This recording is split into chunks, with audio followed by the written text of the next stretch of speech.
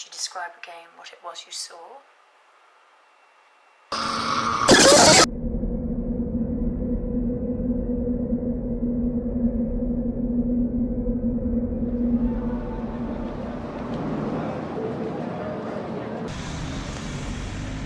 I understand that it was only a few hours after this incident that an additional 2 bodies were found. That would be in the early hours of the 14th.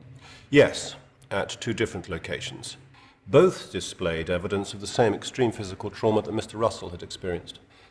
I should point out that the subsequent post-mortem examinations determined that each victim did belong to the same particularly rare blood group. This couldn't have been the exclusive cause of death, but as we later found out, it was certainly relevant. It would seem that the Joint Committee recognized the potential threat that you advised them of and responded accordingly. Fortunately, yes.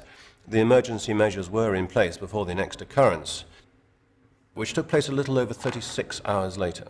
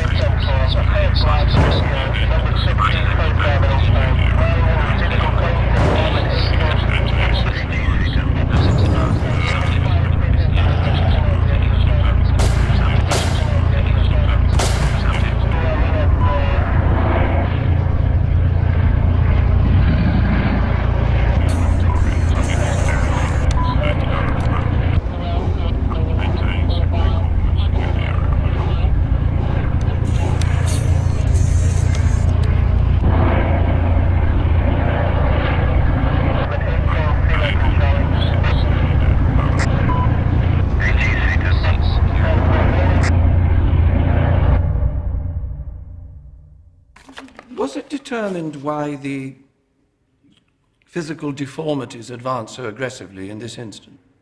Not conclusively, but subsequent cellular examination of the deceased did result in a partial breakthrough.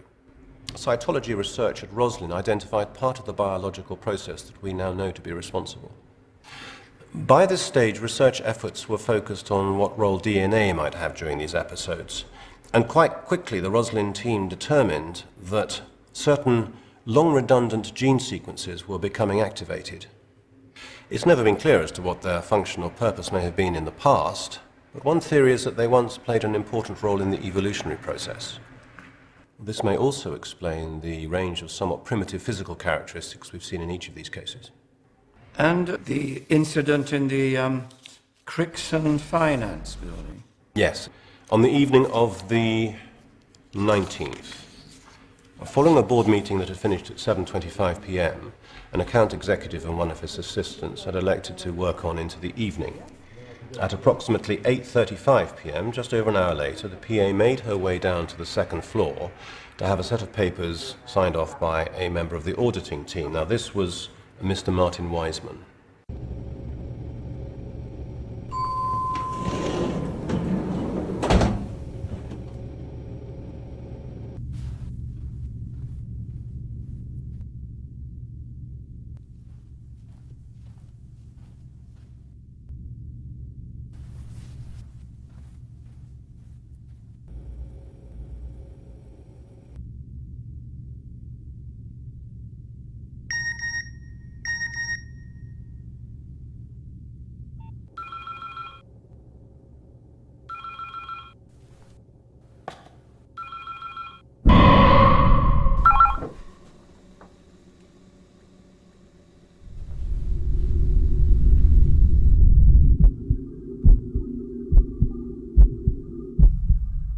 At 8:54 p.m., Mr. Wiseman was found deceased in the 4th floor lobby area.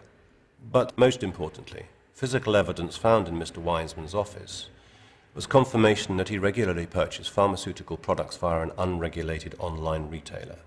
The discovery of similar products found in the possession of the other victims led to the conclusion that they too had made purchases from the very same website.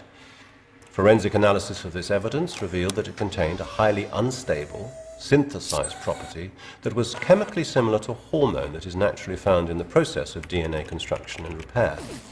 It is this similarity that had prevented earlier detection during the pathology examinations.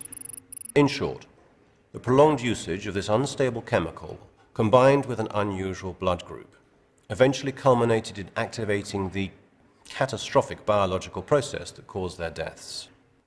As you will already know, the website in question has already been shut down, and steps have been taken to bring those responsible to account for the iniquity of what has happened here.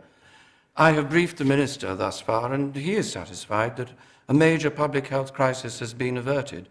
He asks that I should thank you and your team for the work done. If I might say one last thing, continued diligence in this matter is critical. We know from past experience that even the most aggressive public health warnings are frequently ineffective. With unlicensed pharmaceutical retailers becoming more and more prevalent, it is entirely possible that we will face further emergencies of this type in the future. Thank you, Dr. Ackerman. We will take your concerns under advisement.